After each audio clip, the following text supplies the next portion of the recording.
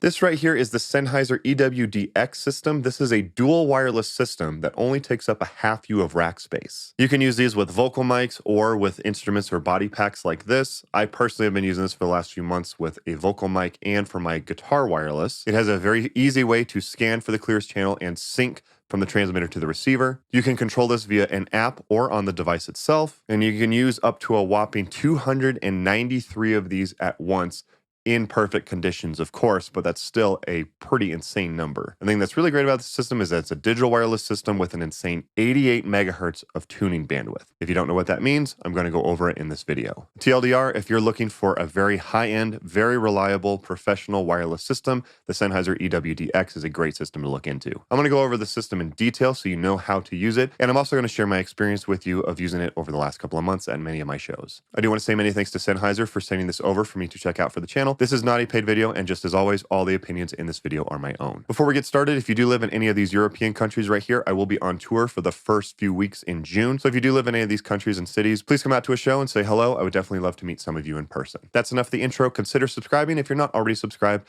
and let's check out the Sennheiser EWD-X system. So first off, let's just start off with what makes this system such a powerful wireless system. First of all, this is two wireless in one. Most wireless systems, if you have it this size on a half U rack, that's one wireless, but they've combined this down to two.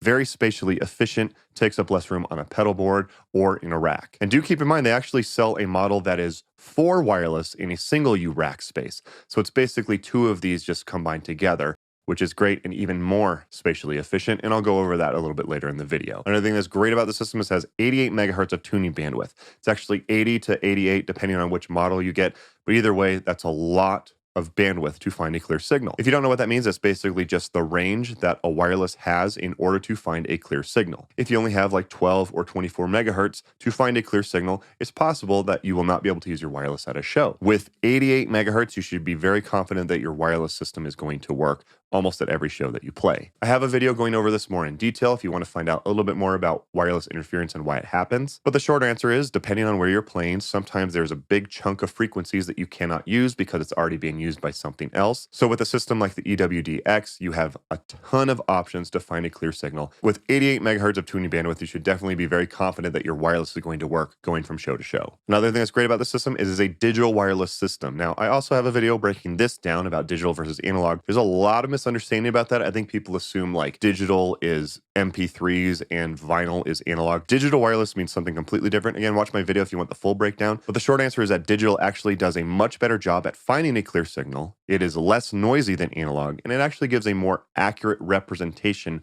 of your tone. Analog actually has to compress and expand the wireless, also known as companding. Digital wireless doesn't have to do that at all. So it actually gives you a more natural sound than an analog wireless system. Again, watch my video if you want to find out more, but that's what's great, that this is a digital wireless system. And because of that, you can use a lot more wireless all at once on stage. And again, that number is up to 293 using something called link density mode, which I'll get to later in the video. Anytime you see that number, that's always in completely perfect condition, so it's hardly ever going to get up that high, but that's still really impressive. And even if you're not using, 100 plus wireless, you should just be very confident that this wireless system is going to work for you. So that's why it's a very high-end and professional wireless system. Now let's go over how to set it up and some of the controls and stuff like that. I'm going to go over some of the basic stuff first, but I'm going to basically show you all of the settings in here so you can get the most use out of this wireless system. And that way you can set it up in the way that fits your needs.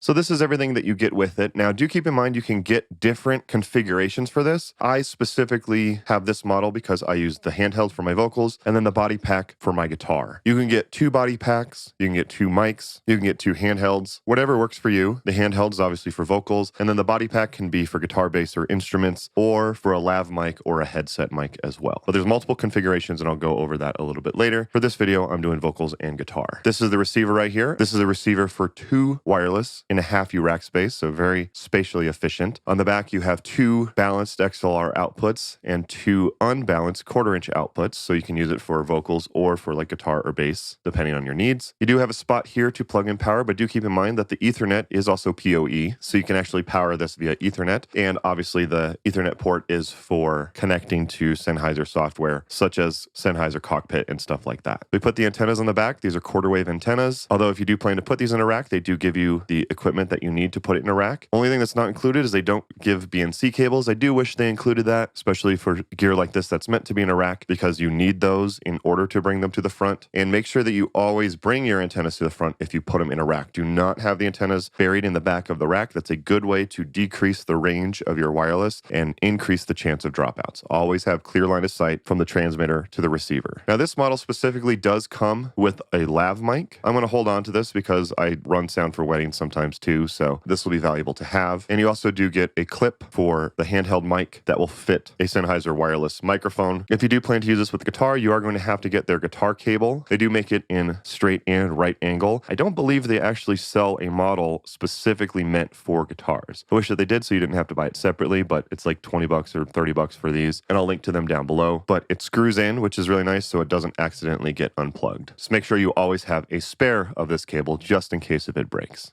That's the general overview. Now let's get it set up. So when you first power it up, it's going to look something like this. You have buttons for channels 1 and 2 over here, escape, sync, and then this is your main jog wheel right here. You push in, and then you can get to some of the different settings. But the first thing I recommend doing to set it up is to go in and choose channel 1 and then give it a name. And just FYI, in order to get to that menu, you can either push in right here, or you can also just go to channel 1 and push in as well. But let's name your channels because it actually really helps. So this is my vocal channel. So I'm going to call this Scott Vocals. I'll speed this up so you don't have to watch this process. And I'm going to confirm that. So now this one's called Scott Vocals. I'm going to push escape, and we're going to do the same thing on the second channel. Go to channel 2, and I'm going to name this one as well. This one I'm going to name Scott Guitar, and I'm going to save that. Just helps with organization. Now, what you want to do actually is you want to scan for the best channel. I'll get to all these other modes here in a minute. Let's scroll down here to scan/auto setup. You can do scan me or scan network. Scan me means you only want to scan channel 2 in this case, but I want to scan the network. So I want to scan both channel 1 and channel 2 and anything else that is connected to the network. So if I have other EW-DX systems connected to this network with like the Ethernet port, I can scan all of them from one device, which is very nice. So I'm going to go to scan network. Now here you can actually just like manually set the channel if you wanted to, but I'm going to actually just click it and it's going to start scanning the network. So you can see that it is scanned and it found that these are the best channels that it has found for channel 1 and for channel 2. So to accept it, click enter, and now it has saved those frequencies. So you can see that these are the new frequencies that my vocals and my guitar channel are on. But I want to go to channel 1 and I'm going to hit sync. And then all I have to do is on the transmitter, there's a sync button right here. I can push that, and let me show you how this looks when it happens.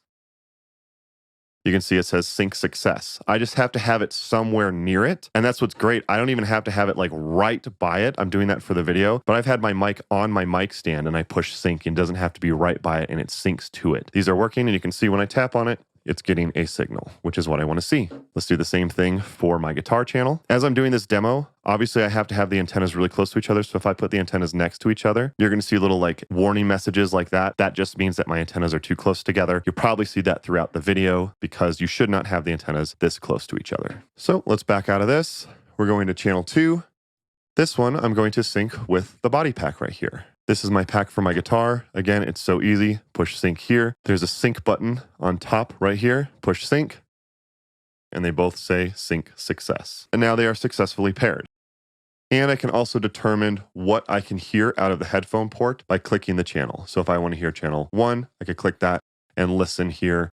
Channel 2, click that, listen here if I need to diagnose something. So that's your basic setup first. Now the next thing you want to do actually is I'm going to go to channel 1. And the next important thing to do is set your gain and your AF out. What are the differences between those? So the gain is the signal coming in from the wireless transmitter. So if I start talking into this, you can see this is the gain right here. If I bring the gain down, I'm talking into the microphone right now. If I bring the gain down, you can see that the signal going in is a lot quieter. If I bring the gain up, you can see this is way too high and it's likely going to clip. So I found that plus 15 for my vocals generally seems to work best. And then the AF out is the signal that comes out of the receiver to your mixer or your console or your recording interface, wherever you are trying to send the signal to. So let's say the front of house engineer says, hey, I need more level out of this. You would want to turn off the AF out. Or if they say, hey, that signal's too hot, turn it down, you would want to do that. I personally have it set to plus 6. I'll go over some of these other settings here in a second, but those are the main things that you want to do. Name it, scan it, and then set your levels. That's the initial setup that you want to do, and you want to do that on both channels. Same exact thing on the guitar. You can see that I actually have my gain set at plus 21 for my guitar, and then I set the AF out to plus 6 as well. And just to let you know, if you don't want to scan, if there is a specific frequency that you know you need to set this to, you can go under frequency, and then you can either choose the channel. So I'm on channel 114 right now, and you can go in and choose one of the channels in here. I do want you to note, as I go up each of the channels, it increases by 600 kilohertz each time. For each of the channels, I want you to remember that because it will come into play later. I also can go to the frequency, and I can set this manually. So if I know that I have to set it to 540.075 megahertz, I have that as an option. But I'm going to hit escape because I don't want to confirm any of this. Just showing you the options. But now both of your channels are named, set to the correct frequency, and set to the correct levels, and gain staging is done. But obviously there are way more features that are in here, and I'm going to go over that next. All right, some more settings that are worth knowing about so you can get the best use out of this. So let's do everything on my vocal channel for right now. Going into the menu, you can see you have these other ones such as trim, low cut, cable emulator, mute mode, and LED. What you actually want to do, all of those apply to the transmitter. So in this case, it's my vocal mic. So what you actually want to do is go down here and you want to set your sync parameters. So this means when you sync to your transmitter, do you want to send the name, the frequency, the trim, the low cut, all of that info? Do you want to send all of that information that is set on the receiver to the transmitter right here? So for me personally, I actually do not like to send the trim. I actually do not want to send that, and I'll show you why here in a second. So I'm actually going to disable that. Now the trim, whatever the trim setting is in here, will not override what the trim is set on this microphone when I hit sync. You can also change any of these parameters on the transmitter itself, but it's kind of nice to be able to do it when you sync. And it'll tell you that I'm not going to send that information when I sync based on this icon right here. So if I want to enable a low cut, I can set a low cut to 60 hertz, 80 hertz, or 100 hertz, or up to 120 hertz. For vocals, actually 100 hertz is actually a good one, so I'm going to set that there. I personally do not want any cable emulation. This obviously will not apply to a vocal mic, but it will send to like a body pack. I'm personally not going to do that, but that's an option. Now the rest of these, like trim, mute mode, and auto lock, and LED, I'm going to go over when I show you the transmitters, but just know that go under sync parameters. If you don't want to send that from your receiver to your transmitter, you want to disable those here. I personally disable trim only. But let's switch over to the transmitters next. So before I show you some of the menus on the transmitter, I do want to show you something. The transmitter is actually off right now. You can see it says off down here at the bottom, but look, you can still see the name of it and the frequency that it's on. When I turn it on, obviously the screen gets a bit brighter and you're able to see that even better. But when it's off, you can still see that this is Scott Vocals. This is incredibly helpful when you have a large production and there's a ton of different mics. You don't have to turn them on to see which one is which or color code them. It's written right here, Scott Vocals. The other one is going to say Danielle Vocals. The other one will say Corey Vocals. This is really cool. I absolutely love that you can see the frequency and name of the system while the microphone is off. That is also true of the body pack. This one is off and you can still see that it says Scott Guitar on it. I absolutely love that about the system. So I'm going to go ahead and turn it on. There is a switch under here. I actually like where they put it because that way it won't accidentally get bumped. Just FYI, on the mic, it's down here. This switch right here is a mute switch, so you can quickly mute the microphone if you wanted to. You can get a version without it, and you also actually can disable this, and I'll show you here in a second. I personally like having a mute switch. If you want to make changes to the mic, you just have to unscrew it a little bit, and this will reveal the controls for the mic. You obviously won't need to do this during the live show, just during setup, but you have 4 different buttons that you can use to get through some of the menus. So click the button. I can change the name on the mic itself, but I don't need to do that, so I'm just going to push this bottom button to back out of that. Scroll down. I can manually change the frequency from the microphone as well if I need to manually set this. I'm also not going to do that. Here's where I can set the low cut. And I do want you to keep in mind, remember I set it to 100 on the receiver, but on here it's at 80. So now watch what happens when I sync. I'm going to hit sync on this, hit sync on this, and they've synced together. And now you can see that the receiver sent that low cut information to my transmitter during the sync process. So that's what you want to use with your sync parameters. If I did not want to send that and I wanted only control over it from here, I would disable that, but I do want to send that. So having a low cut at 100 on my microphone. But if I wanted to change that on the mic itself, I can also do that here as well. Next up is the trim. So this is actually changing the level of just this microphone itself. So if I wanted to go in here and I can either bring up the level by 6 decibels on this microphone or bring down the level by 12 decibels on this microphone, I have that as an option. I'm actually going to disable that on this one, but this is very helpful. The best situation I can think of doing something like this is on a body pack for like guitars. So let's say you have 2 different guitars that you're going to use. So you're going to have 2 of these different body packs. This one right here is going to be on guitar 1, and this one right here is going to be on guitar 2. Guitar 1 has a quieter passive pickup, but the second guitar that you use has an active pickup, so it's a higher output. You would actually want to bring the trim down on this unit right here because you cannot adjust the gain, and the reason why is because you cannot adjust the gain on this one because that would adjust both of them, and you don't want to adjust the AF out of this because that is the output from these. So the way you compensate for using 2 different wireless transmitters to the same receiver is by changing the trim. Keep in mind, you cannot have both of these transmitters on at the same time. This is like where you switch guitars, you turn one off and then turn the other one on. Trim is very helpful for that reason. So that's what trim is for. Next, you have a tone test. So what you can do actually with this, you can actually turn this on and you can start bringing in a tone test, and you'll actually see on the transmitter, you'll see that it's getting a signal. See that signal right there as I bring it up? I'm not going to give you the audio because it's actually kind of annoying, so I'm going to turn that off. But the tone test can be helpful to diagnose problems. You could use it to check the wireless signal as you walk around. You can check it to verify the audio signal path or just do troubleshooting in general. Not too many people will need to use this, but it is a helpful tool to have and to be aware of. This one is actually extremely important, is the mute button. Do you want it to be audio mute? Do you want it to mute the RF? Or do you want it to just not work at all? So if you never want someone to accidentally bump this, you could disable that. But what is the difference between RF mute and audio mute or AF mute?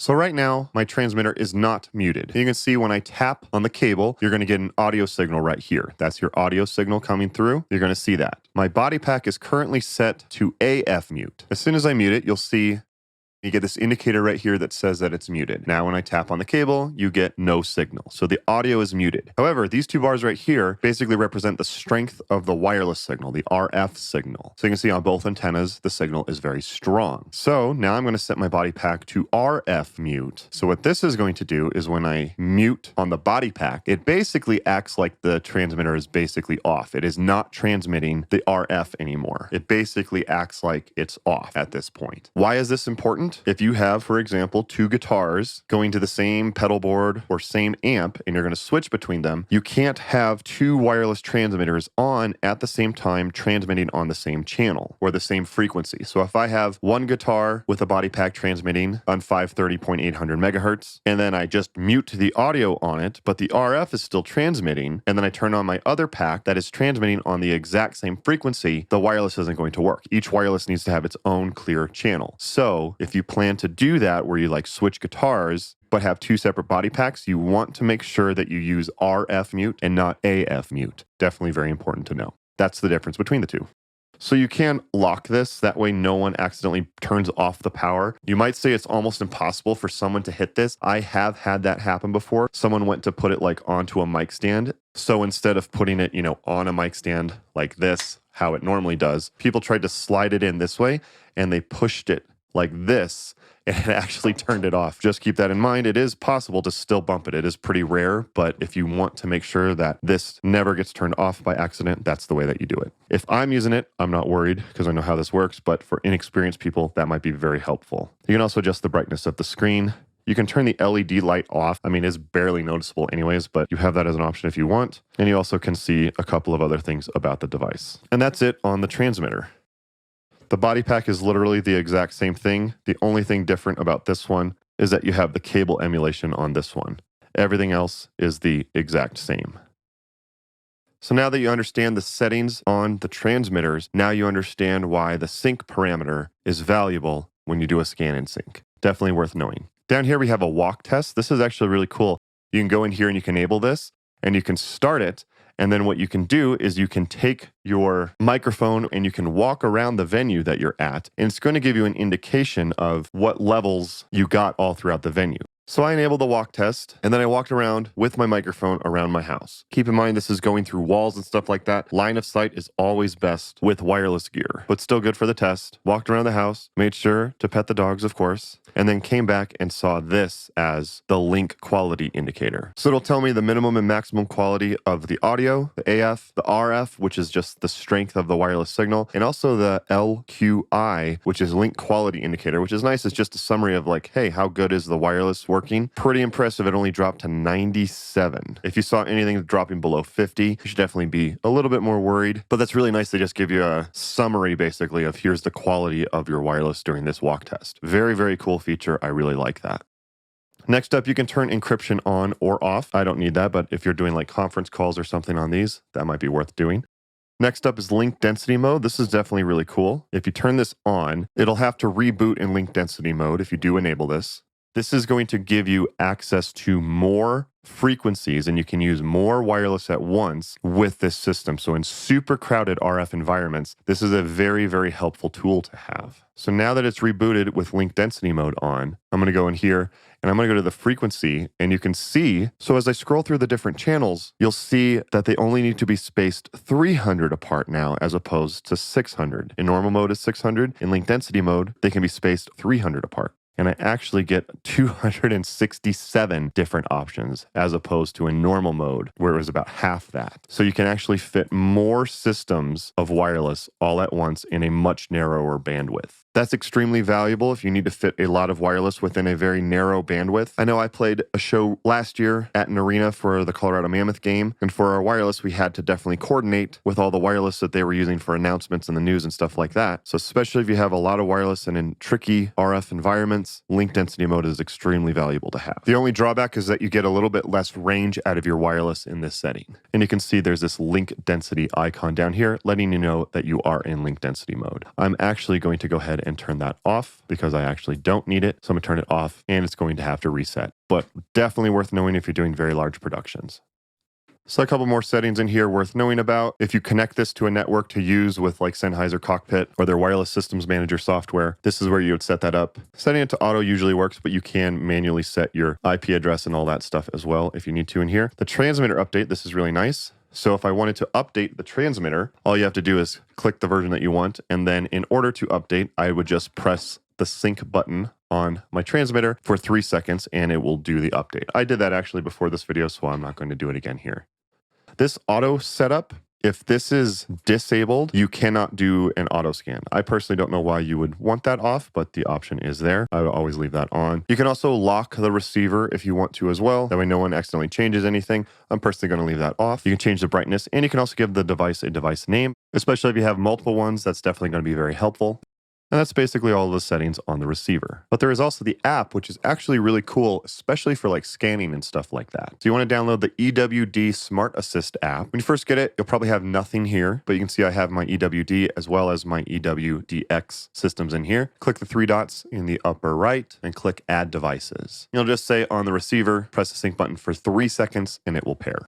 After you've done that, you'll see that you have info about the devices that are connected. So here's my Scott Vocal and Scott Guitar channel. And again, this one up here is for my EWD system, which isn't on right now, but if it was, I'd be able to use it, which is really cool that you can control multiple devices. So I can click on the Scott Vocal channel, for example, and I can start making some of the changes in here. So for example, I can go to the audio link controls and I can set the gain output. So I can set it to 30 and you'll see that it actually is reflected on the receiver itself. So I'm controlling the receiver from here. Let's go ahead and set that back to 15. So you can do a lot of different stuff that we already went over in the app. I don't think I have to show you all of it, just know that you can control a lot of it with the app. I can also go to my vocal channel. I can click auto scan and it will scan just like we did earlier. It will prompt me to sync to the transmitter and it will ask what information do I want to send over over to the transmitter with the sync parameters. So basically everything that we went over on the device itself, just in an app form. So very nice that you get options to do both. As far as the options that you have in the EWD and EWDX universe, you have the Sennheiser EWDX EM2 receiver, which is what I've been going over. They do also have a version that comes with Dante. So if you do use Dante, that is an option. And they do have the EWDX EM4, and that is 4 wireless systems in a single U rack space. So it's basically just 2 of these already combined. So if you need even more wireless, that is definitely an option worth looking into. That model only comes with Dante. You don't get a version without Dante. The differences between them, this is a really handy chart that Sennheiser has. These are the differences between like the EWD and all of the EWDX models. So for example, the EWD has 56 megahertz of tuning bandwidth, whereas the EWDX has about 88. You can use 90 different channels at once with the EWD, but you can use 146 or 293 channels with link density mode. So it's definitely worth knowing the difference between all of these so you can make the right decision that's right for you and your needs. A couple accessories worth knowing about. They do have specific batteries that go with these. You can also just use standard AA batteries, but with the batteries, you get about like 12 hours of battery life, and it tells you a display of exactly how much battery life you have left. It's definitely worth it, and you have a couple of different charging options that you can get to charge the batteries as well. I do highly recommend getting those if you get the system, and don't forget you do need to get the cable if you plan to use this with guitar, and I do recommend getting at least one spare for every system that you use it with. I'll have links to all of these down below. And then just a couple of specs that I didn't mention in the video yet. The operating range is 328 feet line of sight. Frequency response is the full 20 hertz up to 20 kilohertz. Battery life is up to 12 hours, and the latency of the system is only 1.9 milliseconds. After reviewing wireless on my channel for multiple years, people freak out about the term latency. 2 milliseconds of latency is like standing 3 feet away from a speaker. You cannot hear that. Some people have falsely said that they can hear 3 milliseconds of latency. Let's see if people complain about 2. But really great specs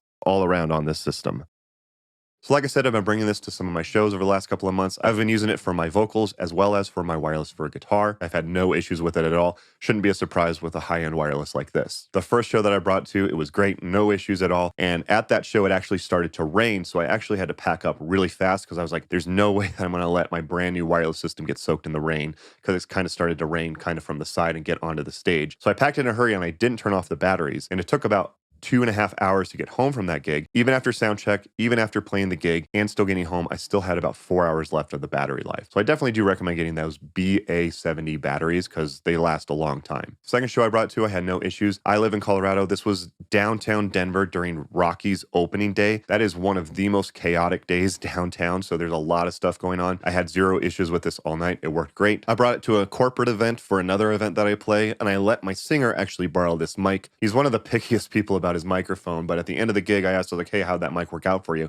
He said, oh, I didn't notice anything about it, which I'm telling you is the best compliment I could have gotten. This isn't really a review on the mic specifically because you can have multiple different capsules. Sennheiser has a ton of different capsules that you can use with this, but I'm just saying that the mic did work great. I also brought it to my birthday show. I had a bunch of different friends come up and sing. I let them use the microphone. It sounded great. I brought it to a wedding to use as a speech mic, and this is the master class of where you have people who are inexperienced with using a mic. It actually worked great. Even the guy who held the microphone down at his waist and whispered into it and then decided to bang the mic and go, is this thing on? Is this thing on? I had to deal with that, but it still worked out great. I brought it to an acoustic gig for my vocals and my guitar. Worked out great. All the time, I keep the ends out for the time that flies, because you're mine, and I walk the line.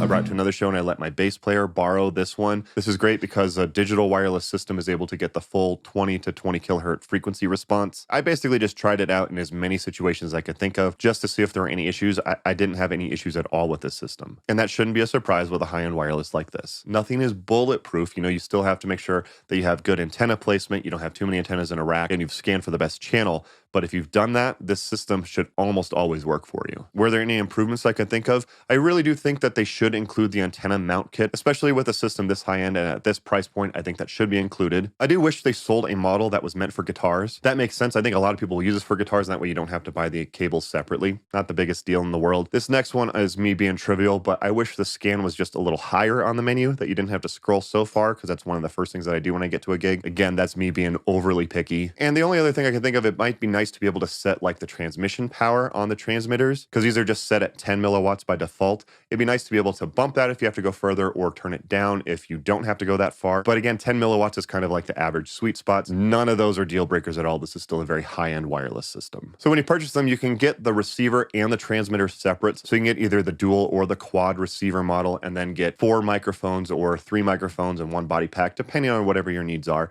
But they also do sell them as a combo. So you can get the model that has the mic and the body pack. That one usually comes with a lav mic. So if you don't need that, you might want to buy them separately. Especially for guitar, it would make sense to buy the receiver and then this separate, and then just get the cable separately. But that'll save you a little bit of money, especially then you don't have a lav mic that you're never going to use if you plan to use this for guitar. As far as the pricing, plan to spend a little over $1,000 up to about $1,500 per wireless that you're going to use. So like the dual receiver with 2 handhelds is about $2,300. If you get 4 handhelds with the quad receiver, it's about $5,500. I'll have some links down below so you can check it out and get the right system that's right for you. If you do think that's expensive, I mean, this is a very high-end wireless system. 88 megahertz of tuning bandwidth. It's combined the antennas, so instead of having to have 4 antennas or 8 antennas with the quad system, you've actually already combined that down just to a pair of antennas, which is really helpful. Normally you have to get the antenna splitter kit and connect the antennas together, which takes up more room in a rack. This system has already combined that, and something really powerful about it is that if you get the quad system, you can actually combine, or if you want to think of it as like daisy chaining, you can connect 4 of them together, and then you can have 16 wireless on just a pair of antennas, and you don't need to get the antenna splitter kit. That's really insane and really powerful. So again, plan for a little over $1,000 per wireless if you're looking for this for your budget. If you don't need all this firepower, you can always look into the EWD system, which I do have a video going over as well. They don't have a dual or a quad or anything like that, just single units. I'll put a link up above and down below if you're interested. But who is this system for? Who is the EWD-X for? First of all, for touring acts, especially high-end touring acts, if you're going from show to show, you don't know what wireless frequencies are going to be available going from show to show. With this, you can be quite certain that you will always find a clear signal. Of course, it always depends on the country that you're going from. Each country is going to have their different laws about which frequencies are available. So always check that. I'm in the United States. Going anywhere in the United States with this system, I'm going to be good. My friend Steve Sterlacci, who also does a YouTube channel with gear stuff, he actually did a video talking about how he's bringing this exact system on tour with him in Germany. He should actually be there right now when this video comes out. I'll link to that video down below if you want to check it out. So he runs his guitar and his wife's guitar into his quad cortex. Both of them run into the quad cortex. And even before I got this system, I was like, dude, you should really look into this one, because this is basically the size of one wireless, but it's 2. And he ended up getting it. And again, he has a video on that. I'll link to that down below. It's great for touring artists going from city to city. It's great if you want to save on space on like a pedal board or something like that. If you do like acoustic guitar and electric guitar, or if you do like vocals and guitar like me, because I have a pretty unique guitar setup, and this is actually my pedal board right here. I have a video going over this if you're interested in how that works, but it's great because this is my wireless for my vocal mic, and this is my wireless straight out of my guitar into my mixer, and that is it. So it's been great for that. But also, if you need a lot of wireless on stage at once, this is still the #1 issue that I see people making this mistake all the time. I go over this in my 5 common mistakes with wireless music gear video. So many people go, I need like 10 to 20 wireless on, but I'm really on a tight budget. It's like, well, if you need that much wireless, that's when you want to start looking into a system like this, because it's combined the antennas, you have a massive tuning bandwidth. This is the type of system you want to look for if you need a lot of wireless at once. For getting like a dual system is great for someone like me who needs 2 wireless, or for my friend Steve who needs 2 for his guitar and for his wife's guitar. But if you are looking to have a lot of wireless all on stage at once, especially if it's like 10 to 16, that's where you really want to start looking into that quad receiver system. I mean, of course, if you need more than 16, you definitely still want to do it as well, but especially because you can combine them without having to get that antenna splitter kit. That's really, really helpful. I would definitely recommend that if you need that much wireless on stage at once. The only system really like above this in the Sennheiser world is the EM6000 series. And that one, it only has a dual in a single full U rack space. So it's not even as spatially efficient as the EWD-X. And then of course, there's the new Sennheiser Spectera, which is a whole beast. It's like a bi-directional system. Pretty insane if you want to just look into that one. That thing's pretty wild. I have a video that ranks wireless systems from cheap, budget-friendly, entry-level, high-end, and pro level. Where does this system fit? Definitely at the pro level. It's definitely at the highest level. This is a very high-end professional wireless system. And if you have decided that this is right for you, there will be links down below if you want to check this out for yourself. Using those links is a free way to support the channel at no extra cost to you. This video did take a while to put together, so if you do decide it's right for you, using those links is a free way to support the channel, and also hitting the thumbs up button is also a free way to support the channel if you enjoyed the content. Remember, I do have my video on the EWD system. That is a system below this one, so you can check out my video on that. And also I have a video going over my portable Sennheiser wireless system that I use for my in-ear monitors. I use this as my main in-ear monitor system for a long time, and especially for travel dates. It's actually a really cool hack that I've used for multiple years. You can check out both of those videos by clicking the links on your screen now. Thank you guys again for watching. Don't forget, if you're in Europe and any of those tour dates, please come say hi. I'd love to meet some of you on tour. Thank you again to Sennheiser for sending these over. Don't forget to follow me on my social media pages at Scott Ewell Music. Thank you guys again for watching. Don't forget to like and subscribe, and I'll see you next time.